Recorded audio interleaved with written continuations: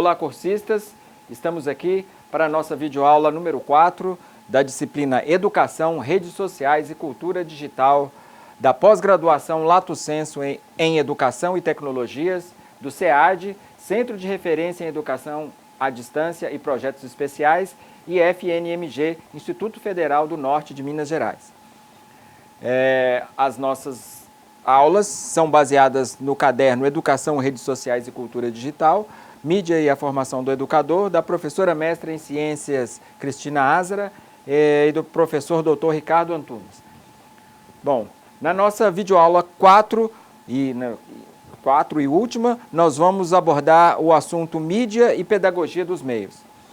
Para isso, nós vamos passar pelos seguintes tópicos: os desafios da educação na era da informação, os meios de comunicação e a indústria cultural, pedagogia dos meios ou pedagogia da comunicação. Também vamos apresentar uma cronologia e características das redes sociais mais populares e vamos fechar falando de cultura digital. Primeiro tópico, então, os desafios da educação na era da informação.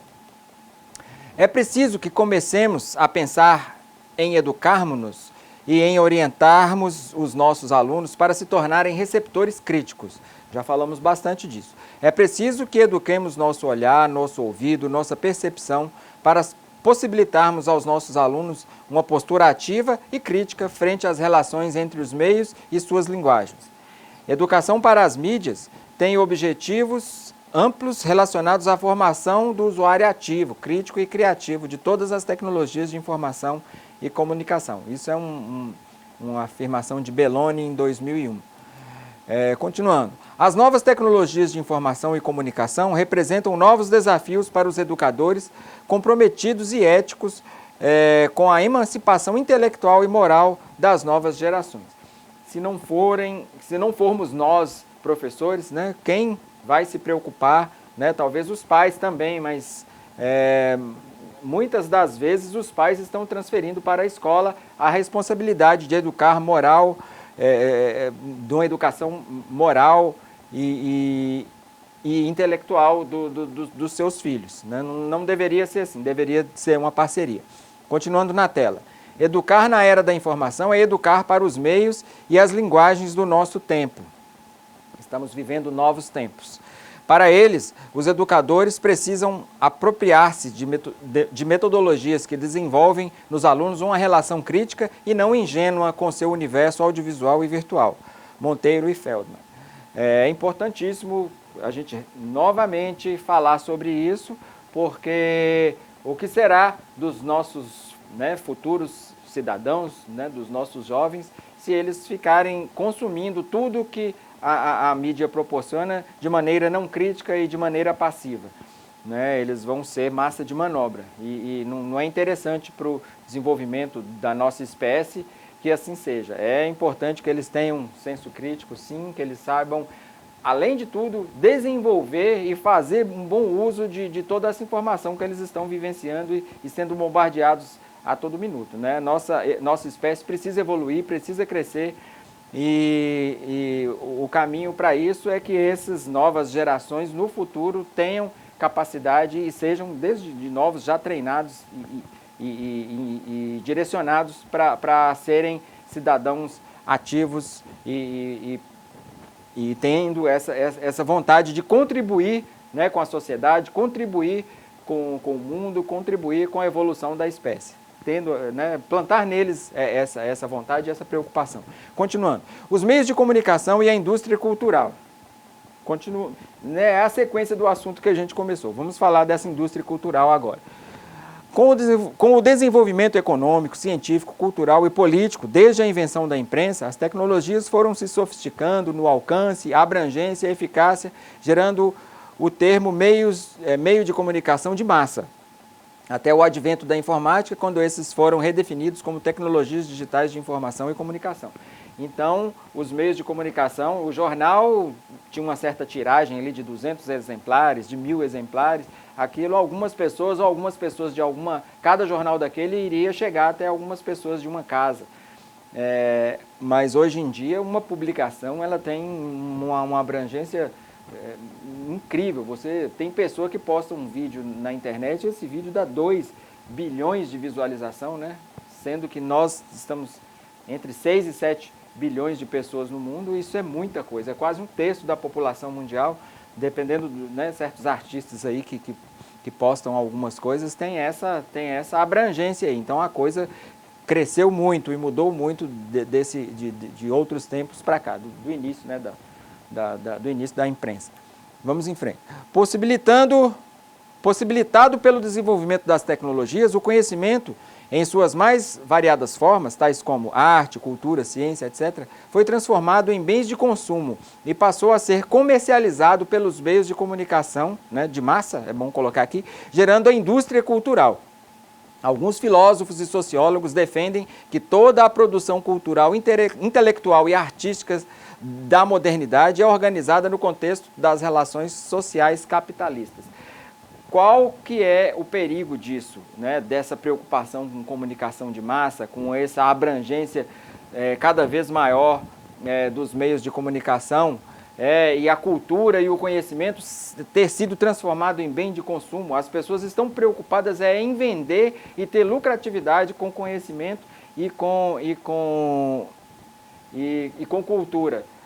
O perigo disso é achatar as possibilidades do conhecimento, achatar as possibilidades da cultura, tornando-se coisas vis, né, de preocupação só com atingir rapidamente um certo número de pessoas e ser uma coisa volátil, que a pessoa viu ali, esqueceu, já quer outra coisa nova e vai vivendo esse turbilhão de novidades e de banalidades e de coisas superficiais, e a preocupação de quem está produzindo é só em manter aquelas pessoas presas e manter aquela audiência presa ali, e não está preocupado em aprofundamento, em trazer um conteúdo de valor para essas pessoas. O problema da indústria cultural é exatamente esse, que pode trazer esse viés aí para a nossa sociedade, né, para a formação dos nossos jovens. Né? A preocupação sempre só com o dinheiro vai fazer o nível dos programas de televisão, o nível dos programas de rádio, da música que se escuta, da música que tem oportunidade para chegar até o mercado.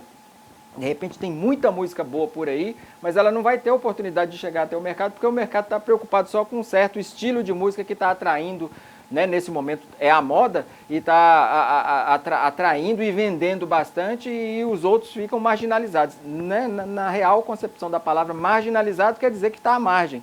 Não é porque é bandido, não. As pessoas têm mania de confundir o significado dessa palavra, marginalizar. Está à margem, está à parte, fica de fora do processo, não porque é ruim, não porque não tem qualidade, mas sim porque há um outro movimento, uma outra vertente que está tendo um retorno mais rápido, que está tendo um número de pessoas que suportam bem maior, e isso faz com que seja ofuscado, que seja deixado de lado outras possibilidades, tanto artísticas como culturais, e como as questões do conhecimento também, fica assim. Bom, seguindo em frente, agora vamos falar da pedagogia dos meios ou pedagogia da comunicação. São dois nomes iguais, tem autor que usa pedagogia da comunicação e tem autor que usa pedagogia dos meios. É bom a gente diferenciar bem, não confundir com aqueles outros tópicos que nós estudamos lá atrás. Para isso, na sequência aqui, eu vou fazer uma revisãozinha deles, colocando esses 6 nomes juntos para a gente saber diferenciar. Então, vamos continuar. A pedagogia dos meios ou pedagogia da comunicação, vamos falar disso. Os meios ou as mídias possuem suas características e linguagens próprias, pelas quais se veiculam valores, ideologias, costumes, informações e assim por diante. Nós, educadores, podemos utilizá-las na sala ou na escola, na sala de aula ou na escola? Já falamos bastante disso. Podemos e devemos. Se não utilizarmos, talvez nós vamos perder o interesse dos nossos alunos pelas nossas aulas. Precisamos, podemos e devemos. Seguindo na tela. Adotar a pedagogia da comunicação é usar a mídia como ferramentas para potencializar o diálogo entre... Isso é a palavra-chave do assunto, o diálogo entre professor e estudante, proporcionando uma maior subjetividade, interdisciplinaridade e contextualização da aprendizagem, onde o receptor possa analisar, criticar e atuar para construir, desconstruir ou reconstruir o conhecimento de forma ativa e criativa. É ensinar para transformar. tá vendo a questão da pedagogia da comunicação, ela avança quando nós compararmos com os outros dois tópicos que nós já estudamos na aula 2, não é a aula anterior, numa aula anterior, na aula 2. Vamos diferenciar as nomenclaturas aqui e entendermos por que a pedagogia dos meios se diferencia dos outros dois assuntos que nós já tínhamos estudado na aula 2. Vamos falar de mídia educacional, que é igual mídia para a educação. Esses dois nomes se equivalem. Vou repetir, tem autor que fala mídia educacional, tem autor que chama de mídia para a educação, dá na mesma. O problema é que esses 6 nomes são meio parecidos e pode confundir. E está com a cara de questão de prova isso, né? Saber diferenciar tudo isso aí. Muito bem. Então vamos ver o que é mídia educacional e mídia para a educação.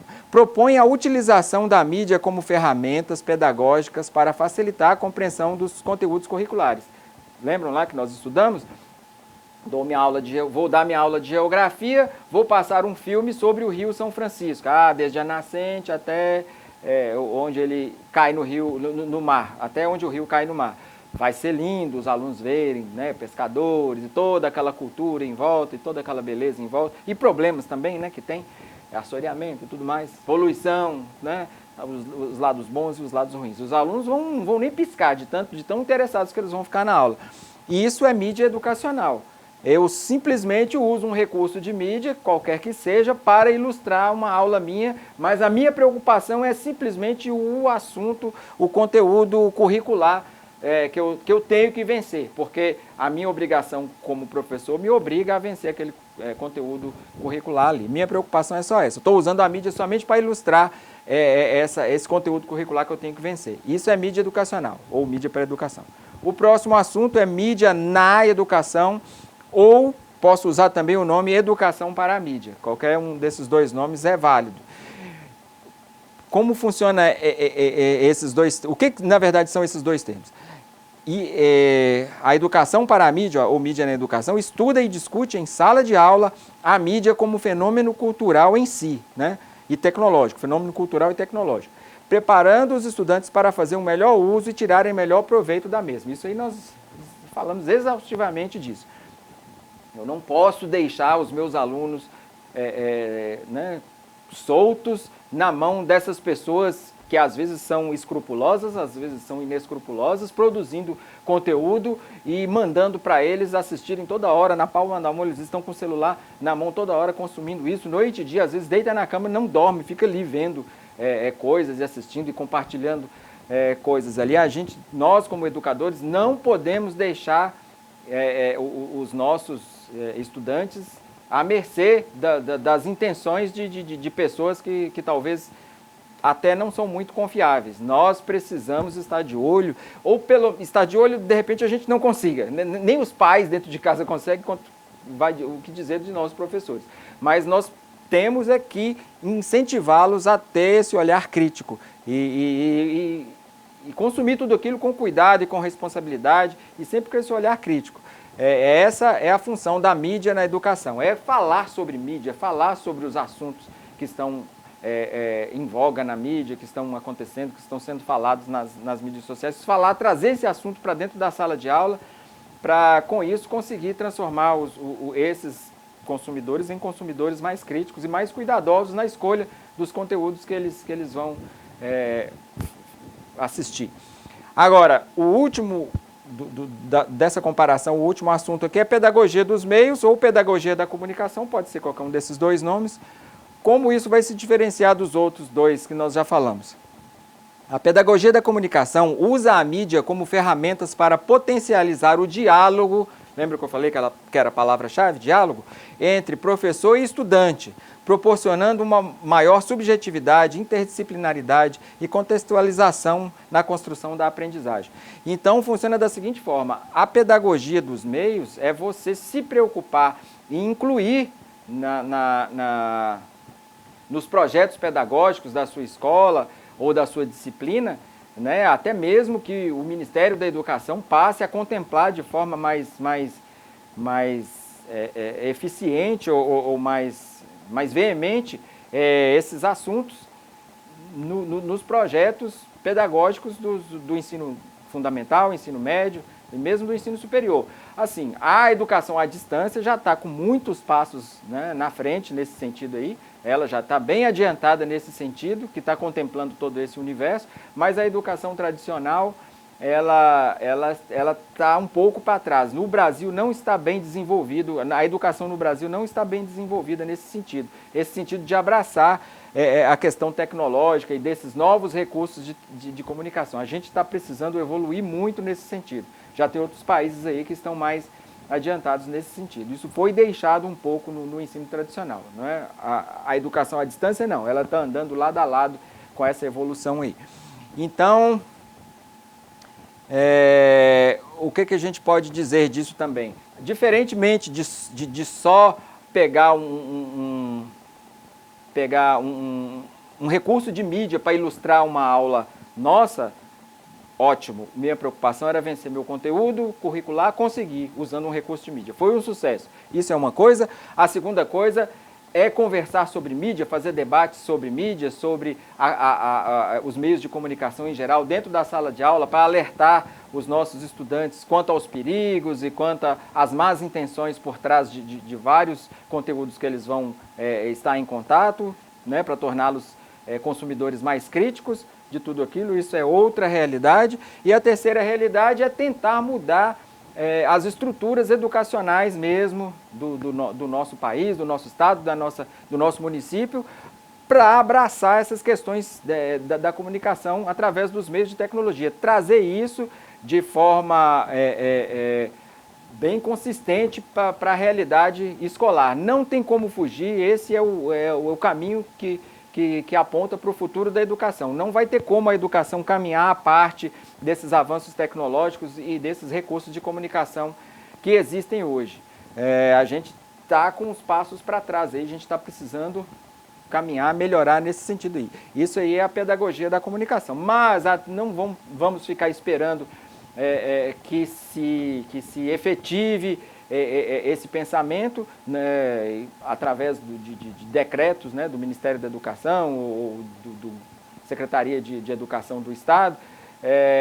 Nós podemos já em sala de aula irmos tentando trabalhar isso e fazendo a nossa parte e para podermos darmos aulas melhores e termos os nossos alunos mais envolvidos nos nossos trabalhos.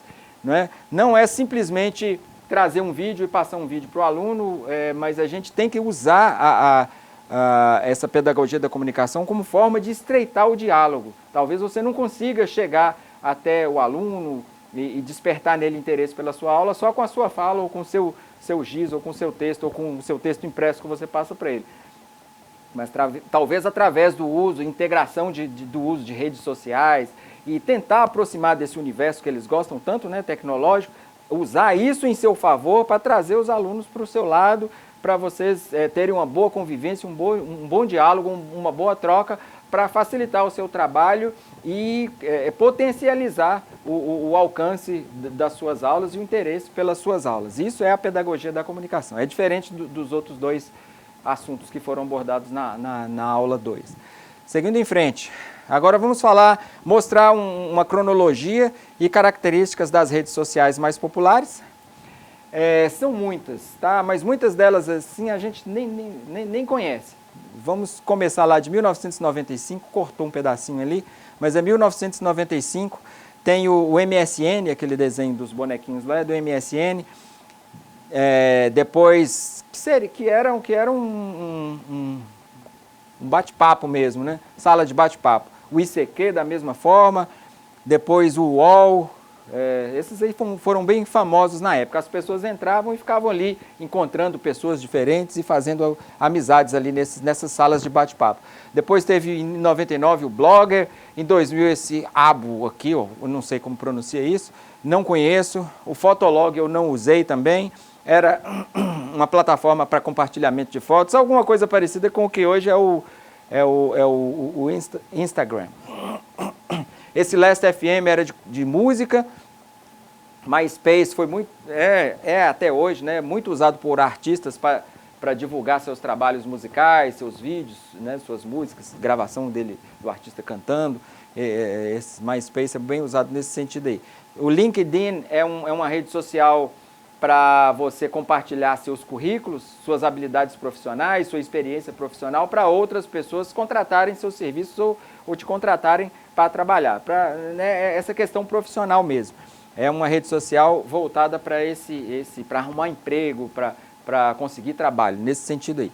E esse flogão eu também não conheço. Em 2004 apareceu o Orkut e o Facebook ao mesmo tempo. Porém, o Facebook em 2004 ele era simplesmente uma rede interna lá da Universidade de Harvard, nos Estados Unidos. Ele apareceu em 2004, junto com o Orkut, mas porém ele não tinha a abrangência mundial que o Orkut tinha. Então o Orkut saiu na frente, reinou por algum tempo, depois o próprio Facebook passou na frente e acabou inviabilizando o Orkut acabou morrendo e acabando.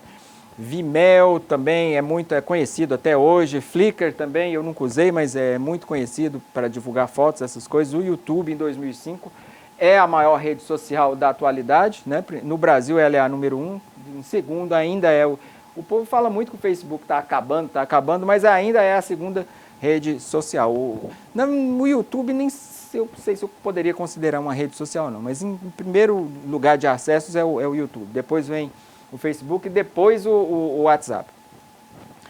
Depois Instagram e outros aí. Depois teve o Twitter, apareceu em 2006, o Tumblr em 2007, esses Cube em 2009 eu não conheço, Formspring também eu não conheço, Foursquare também eu não conheço. Em 2010 veio o Instagram, que está até hoje com força. Os artistas todos têm Instagram para divulgar fotos e vídeos curtos. Né? Eles têm uns aplicativos lá para fazer umas brincadeiras com os vídeos e com as fotos, e colocar filtro, colocar narizinho de cachorro, orelhinha de cachorro. O pessoal gostou dessa. O Instagram chegou com essa proposta aí, o pessoal gostou. O Pinterest é como se fosse você tem um mapa na sua casa e vai espetando aqueles pininhos em todos os lugares que você já foi, ou que tem interesse de ir. Por exemplo, o pininho verde significa que eu já estive lá, e o pininho azul significa um sonho que eu tenho de ir para tal lugar. Essa ideia gerou esse Pinterest. Você vai como se fosse colocando pinos e marcando as coisas dos interesses que você tem. Né? Funciona mais ou menos assim. Também não uso, não posso dar muita informação sobre ele. O Snapchat apareceu, ele tinha a característica de tudo que você postava, daí um tempo sumia, então era uma segurança que a pessoa tinha, que poderia compartilhar fotos do que quisesse, da forma que quisesse, que ninguém iria copiar suas fotos.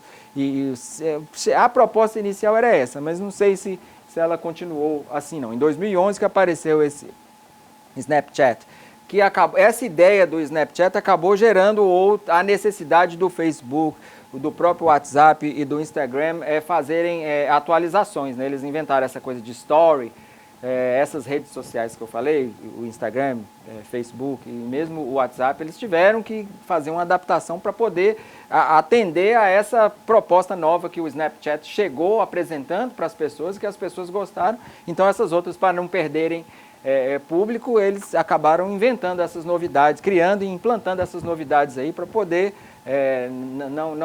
não perderem os seus usuários para o Snapchat. Aí tem o Google Plus, que o Google tem muito dinheiro, tenta de toda forma implantar o Google Plus como a primeira opção das pessoas, mas ainda não virou, não. Eles ainda estão tentando, investindo muito dinheiro nisso.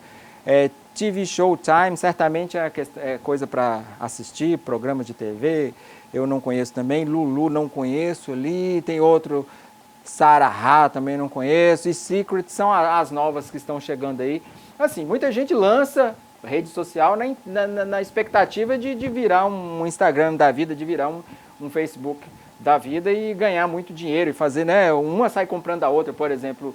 O Facebook comprou o WhatsApp por uma bagatela de dinheiro, muito dinheiro, muito dinheiro. O dono do Facebook viu no WhatsApp uma ameaça, o que ele fez? Correu lá, enquanto podia, ele correu, se adiantou e conseguiu comprar. Então funciona mais ou menos assim, as pessoas criam uma rede na expectativa de que ela cresça e de que ela ganhe adeptos para ela poder ou ele vender ou ele ganhar muito dinheiro sendo o controlador dela.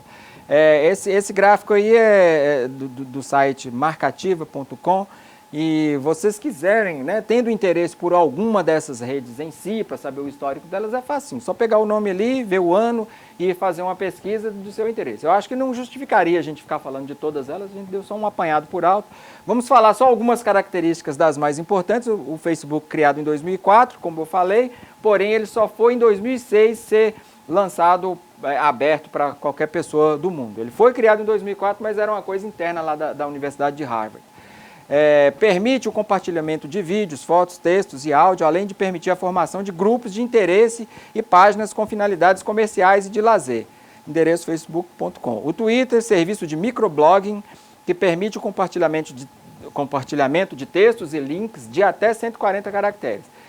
Atualmente já dispõe de serviço de compartilhamento de vídeos, fotos e conversas online através da webcam.